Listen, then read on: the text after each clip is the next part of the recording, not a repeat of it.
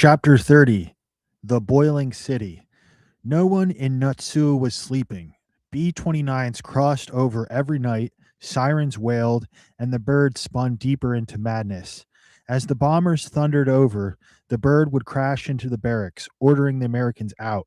Shouting and swinging clubs, kendo sticks, or rifles, he'd shove them into two lines and make them slap each other's faces. Sometimes he'd make them stand with arms raised for hours, pounding them when their arms sagged. During one beating, Louis was clubbed on his injured ankle, leaving it so painful that he could barely walk. And on at least one night, the bird beat Louis to unconsciousness. Louis's job as pig custodian was over. Barge work had also been canceled. So many Japanese ships had been sunk that no one came to Natsuo anymore. Louis was back on half rations, limping, ill, and starved. He pleaded with the bird for work to get full rations. The bird brought him a sickly, paper-thin goat. Goat die, you die. Louis nursed the goat, and at night tied him in a grain shack. The goat got sicker. One morning, the bird ordered Louis to come before him. He said the goat had escaped, gorged himself on grain, and became deathly ill, and it was Louis's fault. Louis knew his knot had been secure. If the goat had gotten loose, someone had untied him. He knew that person was almost certainly the bird himself. The goat died. Terrified of retribution, Louis hid in the barracks, but his diarrhea was killing him. Risking being seen by the bird, he snuck out, trying to get to the camp doctor. The bird spotted him and ran him down. The bird hustled Louis across the compound. Lying on the ground was a heavy wooden beam, some 6 feet long. "Pick it up," the bird said. Louis hoisted it, and the bird ordered him to lift it over his head. Louis heaved it up. The bird called a guard. If the prisoner lowers his arm, the bird said, "Ram him with your gun." He walked to a nearby shack, climbed on the roof, and settled in to watch. Louis stood in the sun, holding the beam. The bird stretched over the roof, calling to his passing guards, pointing to Louis and laughing. Louis locked his eyes on the bird's face, seething.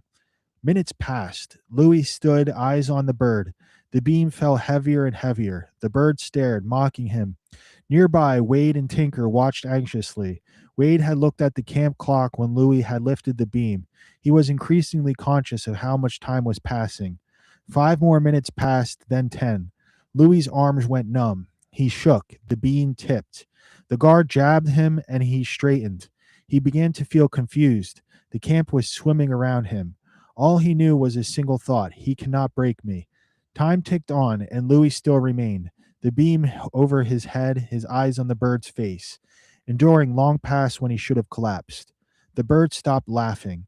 Frustrated and furious, the bird jumped down, charged across the compound, and rammed his fist into Louis's stomach.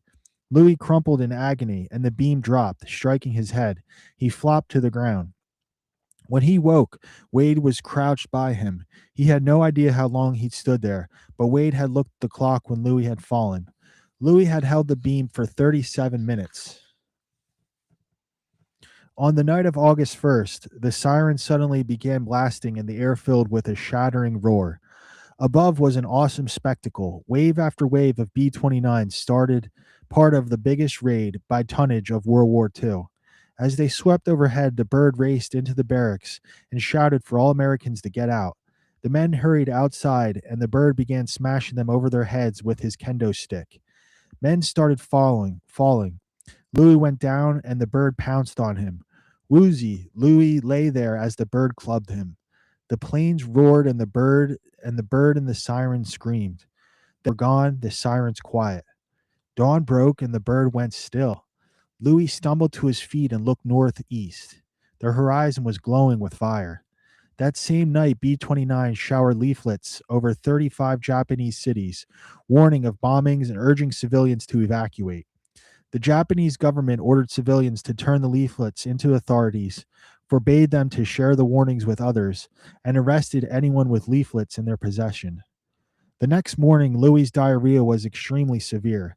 He was dangerously dehydrated and struggling to force food down. The B-29s raked the sky, and the bird rampaged. As Louis crossed camp, the bird collared him and dragged him to the overflowing benjo pit with several other men. He forced them to their stomachs atop the waste pits and ordered them to do push-ups. When the exhausted men faltered, the bird used his rifle butt to grind their faces into the excrement. Then came the day Louis had been dreading. He was filling a tub of water when the bird barked at him to come, then gestured toward the water. Tomorrow I'm going to drown you. Louis spent a day gripped in fear, looking for the bird, thinking about drowning. When the bird found him, he was terrified. I have changed my mind, the bird said. He lunged at Louis and began punching his face, alternating right and left fists in a violent ecstasy. Then he stopped, suddenly serene. I will drown you tomorrow, he said. Then he strolled away. Louis could take no more. He joined about a dozen officers in a secret meeting. They decided to kill the bird. The plan was simple. They leap on the bird and pull him to the barracks atop floor overlooking the river. There they lash him to a rock and shove him out the window. When the bird struck the water, the rock would carry him under. He never draw another breath. The officers divvied up the tasks. One group would make a plan to capture the bird. Others would find a heavy rock and sneak it upstairs. Louis was tasked with stealing rope to lash the rock to the bird. The rock crew somehow got a large boulder into the barracks without discovery.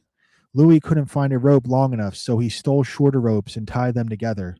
They looped it around the rock and a dangling end ready to be lashed around the bird. The conspirators discussed who would join the group that would capture the bird and throw him to his death. Louis volunteered. On the morning of August 6, 1945, a B-29 skipped off a runway on Tinian Island next to Saipan. Pilot Paul Tibbets guided it north toward Japan. In his pocket were poisonous cyanide capsules. If the plane crashed and the men were captured, they'd swallow the capsules and kill themselves to avoid revealing the new, world-changing secret weapon that sat in the bomb bay, a 12-foot-long, 9,000-pound bomb called Little Boy. It was an atomic bomb. Crossing the inland sea, Tibet saw a city ahead, Hiroshima. As the plane crossed over it, the crew donned shaded goggles. Below, Tibet saw a T-shaped bridge, the target. The bombardier lined up on it. At 8:15, the bomb slipped from the plane. Tibets turned the plane sharply and dove to gain speed. It would take 43 seconds for the bomb to reach detonation altitude. No one knew if in that brief time the bomber could get far enough away to survive what was coming. He counted seconds in his head. He hit 43. Happened. For an instant, he thought the mission had failed. Exactly as the thought crossed his mind, the sky over the city ripped open in a storm of color, sound, and wind. A white light, 10 times the intensity of the sun, enveloped the plane as the flash and noise and jolt of it skidded out in all directions. Tibet's teeth began tingling, and his mouth tasted of lead. He would later be told it was the metal in his fillings resonating with the radioactivity of the bomb. The entire sky was swirling in pink and blue. The co-pilot scribbled 2 words in his diary, "My God."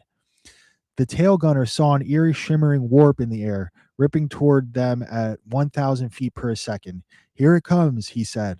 The shockwave slammed into the plane, pitching the men into the air and down again.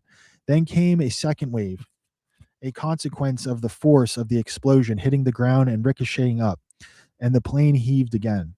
At a POW camp not far from Hiroshima, a prisoner felt a shudder, and the air warmed strangely. He looked up. A fantastically huge rolling cloud, glowing bluish gray, stood swaggering over the city. It was more than 3 miles tall. Below it, Hiroshima was boiling. That's the end of chapter 30. We'll get to 31 in the future.